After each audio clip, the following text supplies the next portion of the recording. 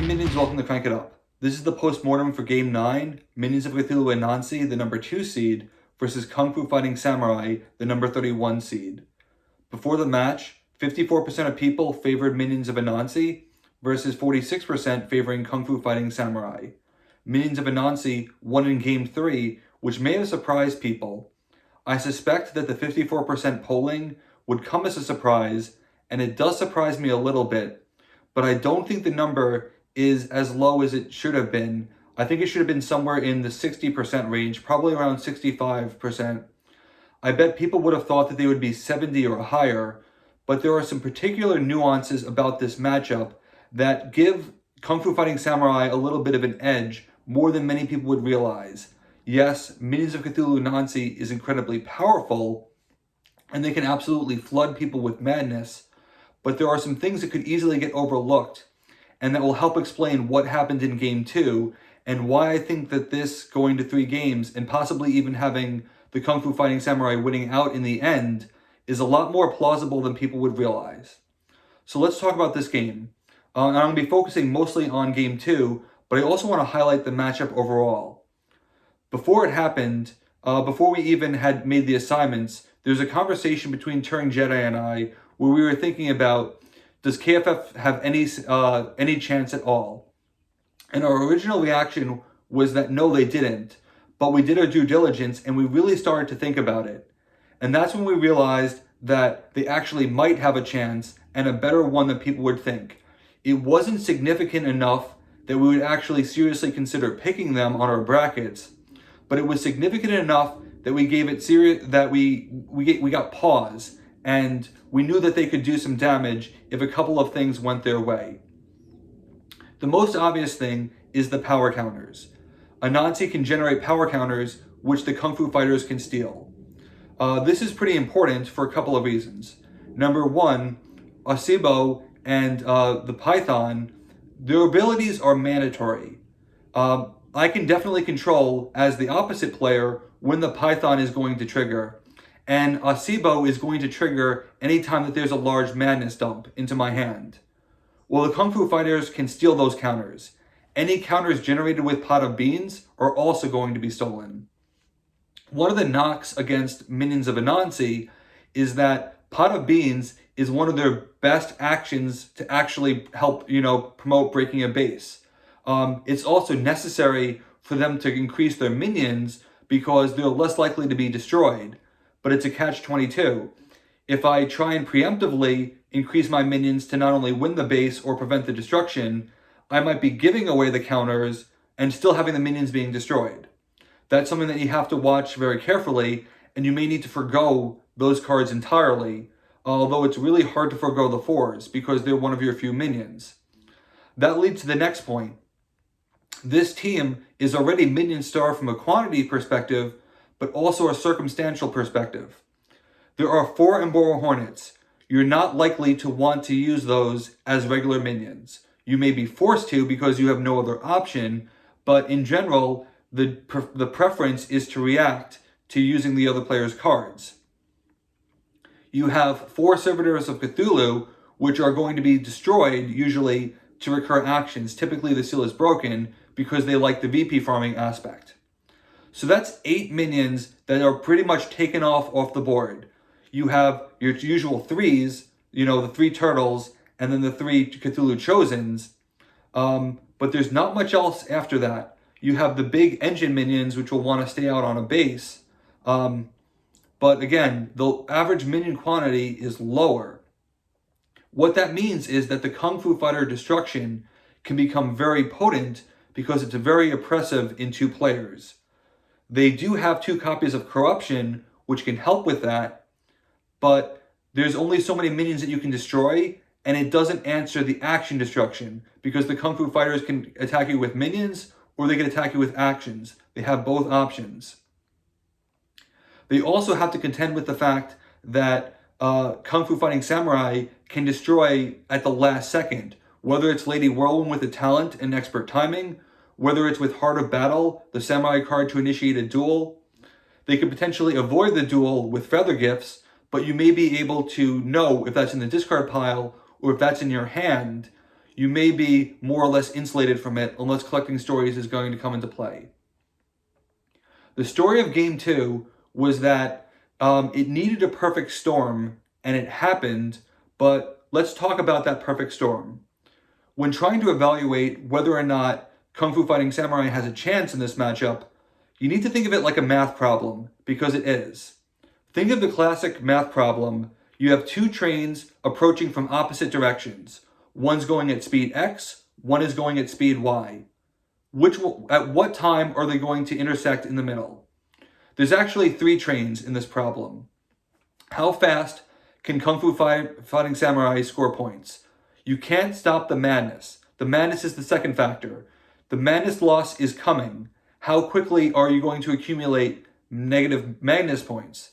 The third factor is how quickly can Minions of Cthulhu and Nancy generate their own points.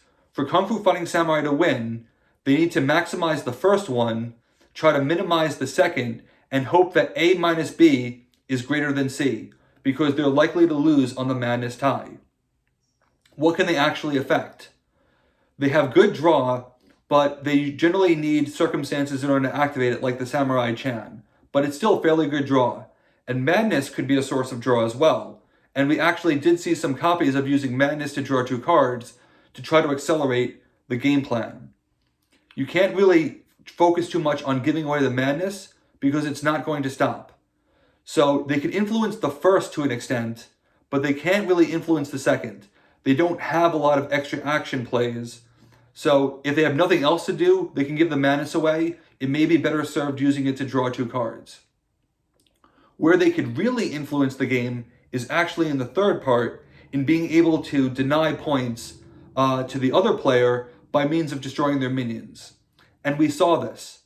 I was watching the second game, and I'm watching it unfold, and I realized that as soon as the first brace breaks, it's going to be a 17 breakpoint for 3 points, but Bushi is also there.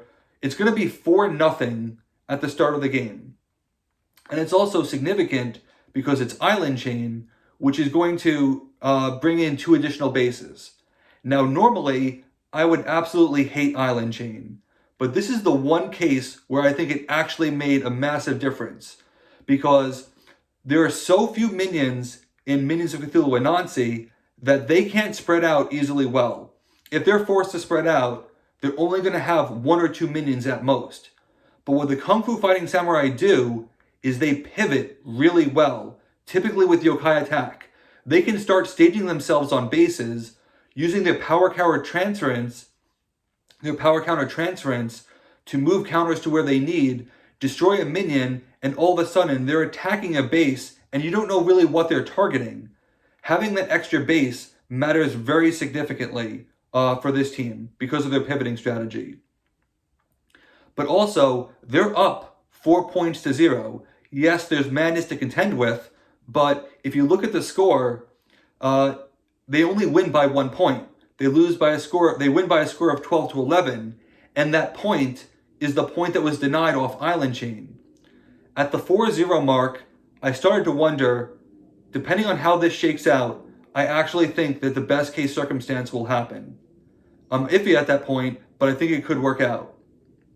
What you really need, what screwed them in the first game, was all the high breakpoint bases. You need bases that will not be around for long because it speeds up the A part of the equation. The faster Kung Fu Fighting Samurai can break bases, the faster they can accumulate points, and the less time that you have to give madness. Well, the next base that comes out is Transformation Spring. Transformation Spring is awesome for this team because it's a 19 breakpoint base that gives 4 points. Additionally, it ended up serving as an Emboro Hornet trap. Now that makes sense that you would use a Hornet for reaction and that the Hornet would go back into the deck and pull out a better minion. It's just unfortunate that it pulled out the Star Spawn of Cthulhu, which is a 5, because he was only around for 1 turn, and having that 5 power on the breakpoint on the base was enough breakpoint damage that pivoting with Dragon Warrior was able to break that base out of nowhere. So in a very short amount of time, the game is 8-2, And that's when I realized, things can really, really go their way. They just need to avoid a little bit of bad luck, and they could actually have this game. And what base comes out next? Drakkar. This is where I start to realize, okay, this is where it all goes south. This is terrible. I hate Drakkar. It's completely random. It actually ended up that Drakkar further embedded the KFF agenda because they stole so many cards. They would steal a Hornet. That Hornet would get used to trigger Drakkar on their own turn. They stole Corruption. They stole a ton of minions. Now they're already minion starved.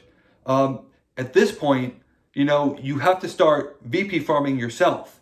But because they lack their other key cards, you have the Seal is Broken being traded back and forth. That's also expediting the KFF part of the equation. Ideally, you'd love to play collecting stories there, but you don't have it. And Drakkar is just, wiping the floor with everything. It takes Corruption out of the equation. It takes a lot of the minion recursion out of the equation. And so that speeds things up. Even though KFF lose that base, they're still gaining points. And, from a pure point standpoint, Minions of Cthulhu and Nazi doesn't have a lot. And because this team is built to spread out, they can lose Drakkar, but still have a ton of presence on other bases that enables them to do something big. And that's what enables the final play, which is going to actually come down to honorable combat. Honorable combat is incredibly risky because there's the potential that the duel can be avoided, in which case everything is for naught. At that point, Kung Fu Fighting Samurai needs that VP, and they need the base to break at the same time in order to end the game. The breakpoint is 20, it's truck stop. 3-2 bases are not doing them any favors, but that is the best chance to actually have it happen because it's the base that's closest to breaking. So what do? You got to go big in that, and you just got to hope for a positive outcome. It happened that because of the card stolen from Drakkar, there was no way to avoid the duel. The best chance was actually to try and win the base, which was possible, but the combination of yokai attack and everything that Kung Fu Fighting Samurai could bring made it so that they had enough power to win the base, get the extra VP from the duel, and end the game right there. Yes, it's a best case scenario perfect storm, but it's actually executing the game plan that I described. You have to maximize your points and try and play as aggressively as possible, hoping that you can subtract the madness, which you can't stop, and be greater than the other person. It was mathed out that they had just the right amount. If honorable combat worked, it would work. If not, it was game over. At that point, the madness rush, which hadn't yet fully happened, was about to happen. So that was their best chance to try and take the game, and it worked out. If you read the Game 3 notes, you note that the score is actually a lot closer than it appears. The game ended on a trick play, Corruption killing Bushi to bring him to 15 points, end the game, and just have them lose on the madness loss. According to the notes, the game would have actually ended in a madness tie loss next round, because another base would have broken, a couple of madness cards would have been given away, and at that point they still lose, but they lose because the score is tied and they have more madness points. That's an incredibly close match that shows that, something going differently either way could have swung the game in KFF's favor. Now, I had Minions of Anansi. Most of us did, surprisingly less than I thought, but still, I didn't want it to be 70% because the actual results show that Minions of Cthulhu Anansi is a little bit more vulnerable if they have something that could work against them. I would watch out for destruction in future rounds. I would watch out for anyone who can play fast. If you have extra actions and you can get rid of the madness, that could also be a weakness for them. But they managed to hold on in Game 3. I also thought that Game 2 was the best chance for KFF. Any game where they went first was going to be a better chance, because it means that it's less turns for madness, it's more time for them to get their agenda, So it's not a surprise that they would win game 2 because that extra turn ended up meaning a lot. But to go second in game 3 was hard, and I almost wonder if there was any circumstance where they did go first in game 3, would that have been enough of the difference to make them the victor? I guess we'll never know, but it's interesting to think about. So that's the postmortem for today. Congratulations to Minions of Cthulhu and Nancy. We'll see you tomorrow for game 10. Let's shut it down.